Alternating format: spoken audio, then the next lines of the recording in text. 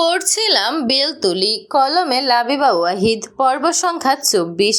এবারের ঘটনা সম্ভবত যতটা বড় হবার কথা ছিল ততটাও হয়নি, কারণ এবারের প্রস্তাবটা অভিভাবক দিয়েছেন, সাকিব দেয়নি। তাই তাকে প্রত্যাখ্যান বেশ সম্মানের সাথেই করা হলো। সাকিব সম্পর্কে ইয়ামিনের শালা হয়, আর মৌন তার ভাগ্নে লাগে। সেক্ষেত্রে এরকম প্রস্তাবে নাকচ করাটা যুক্তিযুক্ত বটে। ইয়ামিন ইয়াসিন খেপে গিয়েছিলেন বটে, তবে আশ্চর্যজনকভাবে দুজনই নীরব থেকেছেন। যতই হোক, সদ্য বিবাহ সম্পন্ন হয়েছে ইয়ামিনের। তর্ক বিতর্ক হলে নতুন বউ অর্থাৎ সালমার উপর মন্দ প্রভাব পড়ার সম্ভাবনা আছে। একজন মেয়ে বিদায়বেলায় খুব সেন্সিটিভ থাকে। যদি এমন মুহূর্তে শ্বশুরবাড়ির পক্ষ থেকে নিজ বাড়ির মানুষদের প্রতি স্বামী কিংবা বাকিদের নেতিবাচক প্রতিক্রিয়া দেখে, তবে হিতে বিপরীত হবে। ইয়াসিন মামা তো ভদ্রমহিলার মুখের ওপর বলে বসেছিলেন, আরে জানেন না আমাদের মেয়ে আপনার ছেলের সম্পর্কে ভাগ্নি হয়, ভাগ্নির সাথে বিয়ে কী করে হবে? ব্যাস, ভদ্রমহিলার মুখ কালো হয়ে গেল। তিনি আগে জানতেন না মৌন পাত্রের সম্পর্কে ভাগ্নি হয়। জানলে কি আর মান সম্মান বরবাদ করতে আসতেন? ছেলের নজর পড়েছে ভাগ্নির উপর। ছি, কি জঘন্য খবর! লোক জানলে কি বলবে? তিনি যত সুন্দরী হোক, এমন কেলেঙ্কারি নিতে পারবেন না। তার বংশের পরিবারের একটা নাম ডাক আছে। ছেলেকে প্রশ্রয় দিয়ে তা ধ্বংস করার প্রশ্নই আসে না।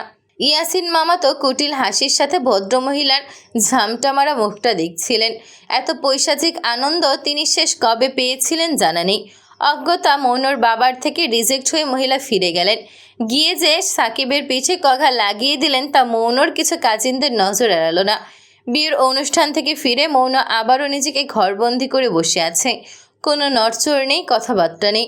হঠাৎ কি হলো কে জানে। সবাই ধরেই নিল মৌনর আবারও প্রস্তাব আসায় সে নিজেকে গুটিয়ে নিয়েছে। এই জন্য সবাই থেমে থেমে তার সাথে দেখা করে গেল। যখন সবাই দেখলো মৌন কারোর সঙ্গ চাচ্ছে না, তখন তারা হতাশ মুখে নীরবে ফিরে গেল। শুধু থেকে গেল এশা। সে আবার দুনিয়ার এত অঙ্ক হিসাব বুঝে না। সে নিতান্তই সরল জীবনযাপন করা বাচ্চা। তাই তো এক নাগারে সারাদিন কি করেছে, যত অভিযোগ আছে সব মৌনর কাছে ঝেড়ে দিতে লাগলো। মৌনর সাথে বলা শেষ হলে জুনায়েদের মাথা খাবে। রিমঝিমের মাথা ভেজে খাওয়া আগেই শেষ। কিন্তু ব্যাপার হলো মৌন আদৌ সেদিকে খেয়াল আছে? সে যে বেখেয়ালি জানলা দিয়ে বিশাল আকাশটায় নজর স্থির করে আছে। সেখানে অসংখ্য তারাদের মেলা। মৌন তাদের সাথে মিশে গেলে কি খুব ক্ষতি হয়ে যেত? ধীরে ধীরে রাত আরও গভীর হলো। ইয়ামিনকে তখন জোরপূর্বক বাসর ঘরে ঢোকানো হয়েছে। মৌন বাইরের সবার হই হুল্লোড় হাসির শব্দ শুনতে পাচ্ছে, কিন্তু তবুও সে রুম থেকে বের হলো না। ওদের আনন্দে ভাগও বসালো না। এসব বক বক করতে করতে তার কোলেই মাথা রেখে ঘুমিয়ে গেছে। এই ঘরটায় তারা ৩ বোনই থাকে। মধ্যরাতে হঠাৎ কি হলো কে জানে, মৌন বাবাদের ঘরে ঢুকে গেল। জেদ ধরল সে আজই ভোরের ট্রেনে বাড়ি ফিরবে। কেন, কি হয়েছে, সেসবের কোনো উত্তরই দেওয়া হলো না। মৌন আগে কখনো কোনো ব্যাপারে এতটা অনড় কিংবা জেদ করেনি, তবে তাকে আজ বড্ড অস্থির দেখাচ্ছে। রাজিয়া সেক্ষেত্রে ভয় পেয়ে গেলেন। গত 2 দিন মেয়ের উপর দিয়ে যা ঝড় যাচ্ছে, স্বামীর কথা শুনেছেন তিনি। সেখানেও মেয়ের শান্তি মেলেনি। মায়ের মন তো সন্তানের অস্থিরতা ফেলে দিতে পারলেন না। রাজি হয়ে গেলেন ফিরে যাওয়ার জন্য। যেহেতু রিয়াজ সাহেবেরও রোগী আছে, তাই তিনিও অমত করলেন না। তিনি তো উল্টো চাতক পাখির মতো অপেক্ষায় ছিলেন ঢাকা ফেরার জন্য। স্ত্রীর ভয়ে বলার সুযোগই পাচ্ছিলেন না। মেয়েটা এক ধাক্কায় উপকারী করল। সে রাতে ইয়ামিনদের আর বিরক্ত করলেন না রাজিয়া শেখ। বড় ভাই ভাবি ইয়াসিন ওদের সবাই থেকে বিদায় নিয়ে এক প্রকার তড়িঘড়ি করেই 5টার ট্রেনের টিকিট কাটল। ইয়াসিন মামা তাদের স্টেশনে সব ব্যবস্থা করে দেন। মৌনুর দিকে হতাশ চোখে তাকিয়ে গলা নামিয়ে বললেন, তোকে ভেবেছিলাম মেজবা খাওয়াবো, বাজারের গরম গরম মিষ্টি খাওয়াবো, পতেঙ্গায় নিয়ে যাব, কিছুই যে হলো না। মনু নিজের মনের ঝড় বুঝতে দিল না।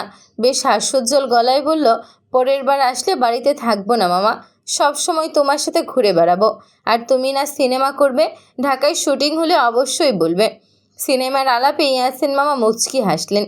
পৃথিবীতে এই একটা বিষয় তার মন ভালো করতে পারে, সিনেমা। সিনেমা তৈরি, শুটিং, ফিল্ম ইন্ডাস্ট্রির আলাপ। ইয়াসিন মামার অন্যতম ট্যালেন্ট হচ্ছে তিনি একজন ডিরেক্টর। মোটামুটি 2টো সিনেমাতে এই অবধি কাজ করেছেন। বেশ ভালোই সাড়া ফেলেছেন দর্শকদের মধ্যে, তবে আহামরি নয়। কিন্তু এতে ইয়াসিন সাহেব সন্তুষ্ট। তার বিশ্বাস শূন্য থেকেই একসময় সফলতা আসবে। তাই বলা যায় এত শত গুণের মধ্যে শুধু দোষ একটাই, বিয়ের প্রতি তীব্র অনীহা। মৌন চট্টগ্রামের আকাশে শেষবারের মতো তাকালো। নিবিড়কে বড্ড মনে পড়ছে। মানুষটা হয়তো জানেও না সে ফিরে যাচ্ছে। আচ্ছা, নিবিড় কি তাকে খুঁজবে? খোঁজার অবশ্য কথা নয়। মনু দীর্ঘশ্বাস ফেলল। চোখে ভেসে উঠল নিবিড়ের সাথে কাটানো চট্টগ্রামের সমস্ত মুহূর্ত। স্বীকার করতে দ্বিধা নেই, নিবিড়ের সাথে দিনগুলো স্বপ্নের মতো ছিল। মনু অন্ধকার আকাশবাণী দৃষ্টি স্থির রেখে আপন মনে আওড়ালো, না জানি আবার কবে আপনার দেখা পাই নিবিড় ভাই। রত্না নতুন মোবাইল পেল আজ, প্রায় অনেক দিন পর। মোবাইল চুরি যাওয়ার পর তার বাবা খুব একটা গুরুত্ব দেয়নি মোবাইল কিনে দেওয়া নিয়ে। রত্নাও সাহস করে চাইতে পারেনি। রত্না যাই চাক সব তার মায়ের কাছেই চায়। তাকে জীবনে সবচেয়ে মাথায় তুলে রেখেছে এই মা। ভদ্রমহিলা বেশ স্মার্ট হয়ে চলাফেরা করতে পছন্দ করে, তবে রত্নার বাবা এসবের মধ্যে বেশ উদাসীন। তিনি মনে করেন মেয়ে মানুষ পালা মহিলা মানুষের কাজ, তাই আর আড়ালে যে মেয়ে কত কি করে বেরিয়েছে বা করছে তা তিনি তেমন একটা জানেন না। প্রায় তিনি ব্যবসায়িক কাজে ঢাকার বাইরে থাকেন, ঘরে মা মেয়েই থাকে। তবে তিনি খুব আধ্যাত্মিক স্মার্টনেস পছন্দ করেন না। উচ্ছৃঙ্খল ভিনদেশিদের মতো চলাচলও না। রত্না যে চুলে কালার করেছে এটা আজও তার বাবা জানে না। মেয়ে তার কারবারি গোপন রাখতে সদা চতুর। বাবা থাকলে সে মাথায় ঘোমটা তুলে রাখে। ধরা পড়ার ভয়ে বাবার মুখোমুখি খুব একটা যায় না। কিন্তু আজকাল ভদ্রলোককে চিন্তিত লক্ষ্য করা যায়। তিনি গম্ভীর মুখে বারবার মেয়েকে নিবিড়ের খবর জিজ্ঞেস করেন। এতে অসহায় পড়ে যায় রত্না। সে তার বাবাকে কি করে বলবে, তার বাগদত্তা তার খোঁজ অবধি নেয় না। অথচ তিনি সবই দেখছেন, পর্যবেক্ষণে রাখছেন। এমনিতে সোফিয়া খানম অর্থাৎ রত্নার হবু শাশুড়ির আচরণ ভালো। তিনি সবসময় দেখেন রত্নাকে স্নেহ করতে। মশিউর সাহেবও হাসি খুশি, তবে তিনি এখনও নিবিড়ের অঙ্কটা ধরতে পারছেন না। মানুষ তো মাসে একবার হলেও হবু শ্বশুরকে কল করে ভালো মন্দ জিজ্ঞেস করে। এ কেমন ছেলে যে কিছু জিজ্ঞেস করা তো দূর, বাগদান সারা হয়েছে অথচ কেমন নিখোঁজ হয়ে আছে। ব্যাপারটা মোটেও ফেলে রাখার মতো নয়। তার মতো রক্ষণশীল আত্মসম্মানপূর্ণ পুরুষদের জন্য তো একদমই নয়। আজ খাবার টেবিলে ভদ্রলোক খাবার খেতে খেতে রত্নার উদ্দেশ্যে বললেন, নিবিড়কে বলবে আমাকে কল করতে, কথাবার্তা যেন বলে। আর নয়তো তোমাদের এই বিয়ে নিয়ে আমার ভাবতে হবে। কি বলেছি বোঝা গেছে? এই খবর শোনার পর থেকে রত্না দিনরাত শুধু ঘরবন্দি হয়ে কাটাচ্ছে। সে কামরুলকে দিয়ে আবারও নিবিড়ের নাম্বার টুকেছে। কামরুল কপাল মুখ কুঁচকে বলল, আপনি কেমন হবু বউ ভাইয়ের যে সামান্য নাম্বারটাও মুখস্থ রাখতে পারেন না? রত্না মুখ কালো দেখালো। আগের ফোনে সেভ করা ছিল, মুখস্থ করা হয়নি। কে জানতো চুরি হবে? কামরুলের ভাষ্য মতে বেলতলির সবচেয়ে চুন্নি মেয়ে রত্না। এই কালো আধারে ঢাকা মুখ দেখার মতো ছিল। সে নিজের হাসি আড়াল করল। কি যে পৈশাচিক আনন্দ হচ্ছে তার।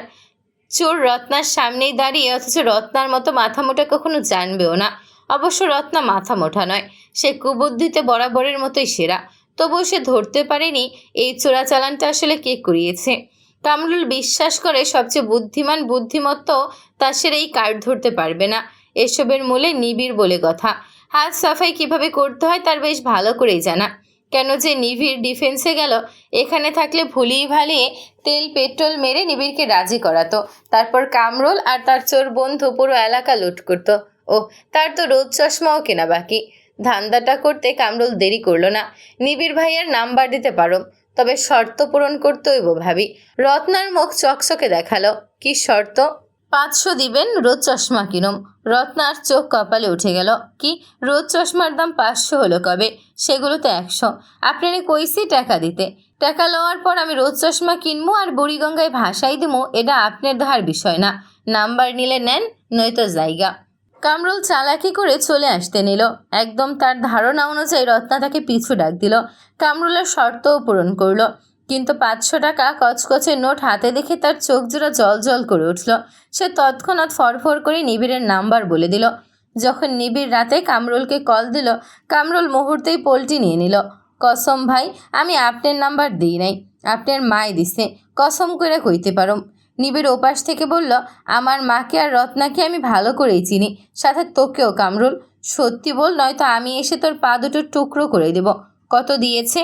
কামরুল মুখ ছোট করে রইল, বলার সাহস পেল না। ভেবেছিল নিবিড়কে যেমন তেমন করে বুঝিয়ে দিয়ে দেবে, কিন্তু নিবিড় তোর তার থেকেও বড় শেয়ানা। হঠাৎই কামরুলের মাথায় একটা কুবুদ্ধি এলো। মুহূর্তেই প্রসঙ্গ পাল্টে বলো, ভাই আপনারা তো আসল কথাই কই নেই।